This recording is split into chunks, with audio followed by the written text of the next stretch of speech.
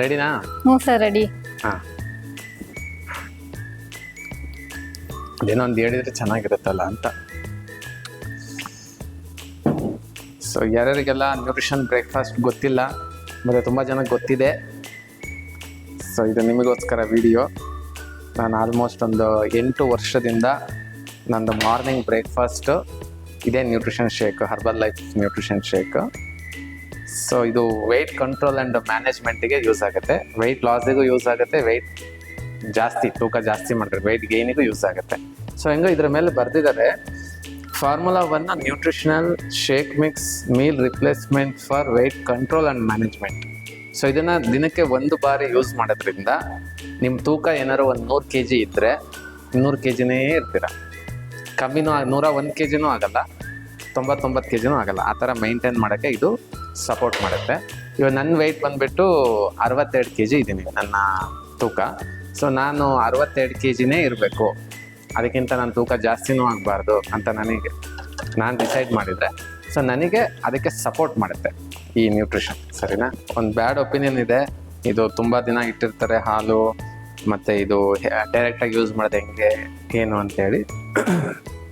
ಇದು good life ಹಾಲು, ಇದು ಒಳಗಡೆ ಸಿಲ್ವರ್ ಕೋಟಿಂಗ್ ಇರುತ್ತೆ, ಹೊರಗಡೆ ಪೇಪರ್ ಕೋಟಿಂಗ್ ಮಾಡಿರ್ತಾರೆ. ಇದು ಆಲ್ರೆಡಿ ಕಾಸಿ ಕೆನೆ ತೆಗೆದು ಇದರಲ್ಲಿ ಏನೂ ಫ್ಯಾಟ್ ಇರಲ್ಲ. ಸರಿನಾ? ಸ್ಕಿನ್ಲೆಸ್ಡ್ ಮಿಲ್ಕ್ ಅಂತಾರಲ್ಲ. ಸೊ ವೆಯ್ಟ್ ಕಂಟ್ರೋಲ್ ಆ್ಯಂಡ್ ಮ್ಯಾನೇಜ್ಮೆಂಟಿಗೆ, ವೆಯ್ಟ್ ಲಾಸಿಗೆ ಇದು ತುಂಬ ಸಪೋರ್ಟ್ ಮಾಡುತ್ತೆ.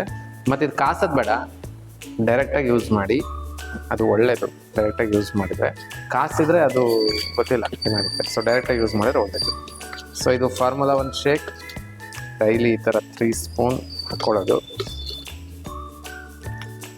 ಸೊ ನಿಮಗೆ ಯಾರಿಗಾರು ಡೈಲಿ ಮಾರ್ನಿಂಗ್ ಬ್ರೇಕ್ಫಾಸ್ಟ್ ಮಾಡ್ಕೊಳ್ಳೋಕ್ಕೆ ಕಷ್ಟ ಆದರೆ ಇದು ತುಂಬ ಈಸಿ ಮತ್ತು ಫಾಸ್ಟಾಗಿ ಆಗೋಂಥ ಬ್ರೇಕ್ಫಾಸ್ಟ್. ಸೊ ಇದು ಪರ್ಸ್ನಲೈಸ್ಡ್ ಪ್ರೋಟೀನ್ ಪೌಡರ್. ಇದು ನಮ್ಮದು ಬೆಳ್ಳಿ ಫ್ಯಾಟು ನಾರ್ಮಲ್ ಆಗಿರೋಕ್ಕೆ, ಅಂದರೆ ಜಾಸ್ತಿ ತುಂಬ ಜನಗಳಿಗೆ ಹೊಟ್ಟೆ ಮುಂದೆ ಬರುತ್ತಲ್ಲ, ಅದು ಬರದಂಗಿರೋಕ್ಕೆ ಇದು ಕಂಟ್ರೋಲ್ ಮಾಡುತ್ತೆ. ಮತ್ತು ಇದು ಇನ್ನೂ ತುಂಬ ಇದೆ ಇದ್ರ ಬಗ್ಗೆ ಹೇಳೋದು.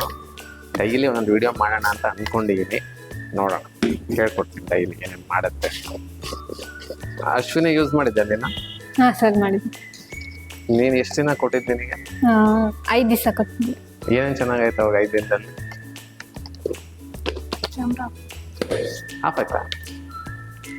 ನನಗೆ ಗ್ಯಾಸ್ಟ್ರಿಕ್ ಸ್ವಲ್ಪ ಕಮ್ಮಿ ಆಯಿತು, ಹಾಂ, ಸ್ವಲ್ಪ ಎನರ್ಜಿ ಬಂದಂಗೆ ಆಯ್ತು ಕೂಡ. ಆಮೇಲೆ ಯಾಕೆ ಕಂಟಿನ್ಯೂ ಮಾಡಿಲ್ಲ? ಕಾಸು ಬೇಕಲ್ಲ ಸರ್, ನೀವು ಕೊಡ್ತೀರಾ?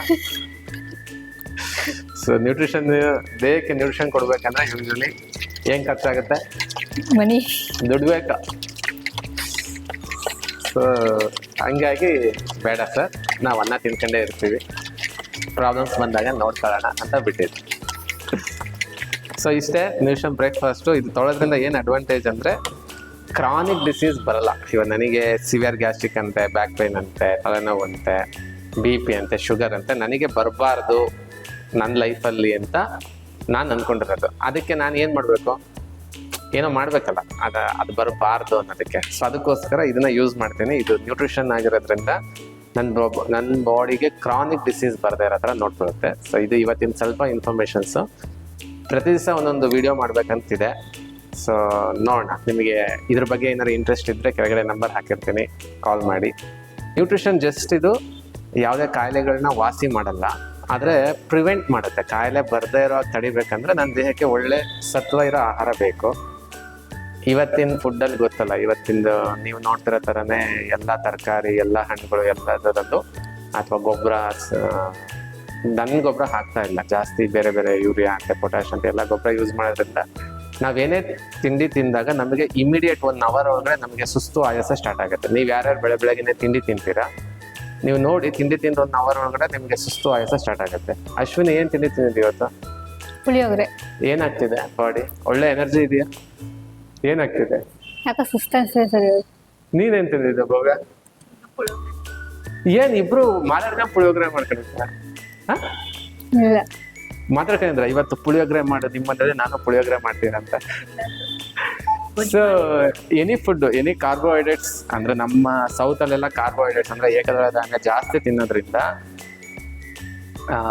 ಯೂಶಲಿ ನಾವು ತಿಂಡಿ ತಿಂದು 1 ಅವರಲ್ಲಿ ಎನರ್ಜಿ ಲೋ ಆಗುತ್ತೆ. So protein, fibre, vitamins, minerals ಇದೆಲ್ಲ ಬೇಕು. ನ್ಯಾಚುರಲ್ ಫುಡ್ಡಲ್ಲಿ ಹುಡುಕಿ, ಇದು ಪ್ಯೂರ್ ನ್ಯಾಚುರಲ್ ಫುಡ್, ಇದು ಯೂಸ್ ಮಾಡಿದ್ರಿಗೆ ಅಷ್ಟೇ ಗೊತ್ತಿರುತ್ತೆ. ಮತ್ತು ಇದ್ರ ಬಗ್ಗೆ ಏನಾದ್ರೆ ಡೌಟ್ ಇದ್ದರೆ ನೀವು ಇದನ್ನು ತೊಗೊಂಡೋಗಿ ಚೆಕ್ ಮಾಡಿಸಿ. FSI ಆಫೀಸ್ ಇರುತ್ತೆ, ಈ ಪೌಡರ್ ತೊಗೊಂಡೋಗಿ ಕೊಟ್ಟರೆ ಬಾಡಿ ಹಾನಿ ಆಗೋ ಅಂಥದ್ದು, ಲಿವರ್ ಹೋಗುತ್ತಾ, ಕಿಡ್ನಿ ಹೋಗುತ್ತಾ ಅಂತ ಡೌಟ್ ಇರೋ ಅಂತಾರೆ. ಇದನ್ನು ತೊಗೊಂಡೋಗಿ ಚೆಕಪ್ಪಿಗೆ ಕೊಟ್ಟರೆ ಗೊತ್ತಾಗುತ್ತೆ. ಪೇಷಂಟ್ಸಿಗೋಸ್ಕರ ಕಂಡು ಹಿಡಿದಿಲ್ಲ ಇದು ಯಾವ ವ್ಯಕ್ತಿ ತುಂಬ ಆರೋಗ್ಯಕರವಾಗಿದ್ದಾನೆ ಅವನಿಗೆ ಕ್ರಾನಿಕ್ ಡಿಸೀಸ್ ಬರಬಾರ್ದು ಅಂದರೆ ಅವನು ಪ್ರಿವೆಂಟ್ ಮಾಡೋಕ್ಕೆ, ಬರದೇ ಇರೋ ನಡೆಯೋಕ್ಕೆ ಇದು ಸಪೋರ್ಟ್ ಮಾಡುತ್ತೆ. ಸೊ ಹಾಗಾಗಿ ನೋಡೋಣ, ನಾಳೆ ಇನ್ನೊಂದಿಷ್ಟು ಇನ್ಫಾರ್ಮೇಷನ್ಸ್ ಹೇಳ್ತೀನಿ. Thank you so much watching this video. See in next video.